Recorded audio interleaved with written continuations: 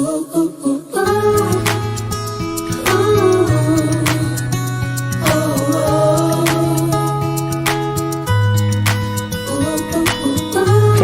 pačioj pradžioj Medina, kai mes atsigulėme į ligoninę, tai buvo labai linksma ir labai norėdavo ir spalvinti, ir dalyvauti, ir visokiuose paramos fonduose. Čia Rimanto Kukėno buvo vaikų dienos šventė, dalyvavom ir tikrai jinai labai džiugiai ten ir vaikščiojo, ir mėgavosi visku. O paskui po truputėlį tie vaistukai jau ją pradėjo veikti ir jinai pradėjo silpti. O dabar jau visiškai jinai sunkiai ir atsikelia iš lovytės, ir kojytės jos neklauso, ir jėgos apleidusios. Ir dabar tik tai su pagalba, o dar prie to pačio mes turim sunkią negalią raidos sutrikimo.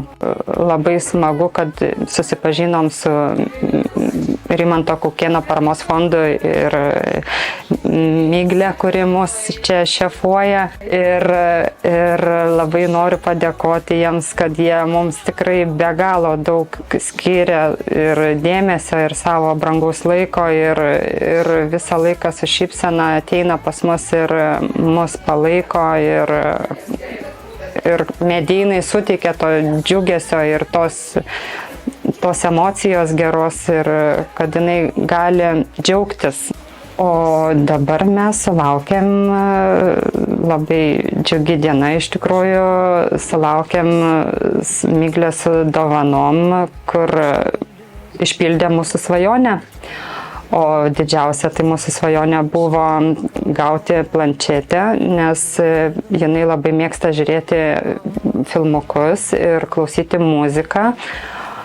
O prie planšetės dar mes labai paprašėm, kad mūsų būtų išpildyta svajonė, kas susijęs su Žalgiriu, nes mes pagal galimybės galim, kada negalim, žiūrim per televizorių, visada palaikom Žalgirį. Ir labai norėjom kažkokios tai atributikos su Žalgiriu ir gavom kamuolį su parašais ir Medina labai, tiesiog emocijos sukilo labai stipriai, nes ten maikutė su jos vardu ir tikrai labai ją nudžiugino ir tikrai jinai, aš sakau, tų gerųjų ląstelių gavo daug. Noriu labai padėkoti ir visų pirma Vilniaus ligoninės darbuotojams, personalui visam ir šeimai. Noriu vyrui labai padėkoti, nes jisai palaiko mus visokiojopai. Ir dar labai noriu padėkoti labdaros vakaro metu Nidoje aukojusiems žmonėms už mūsų išpildytą svajonę.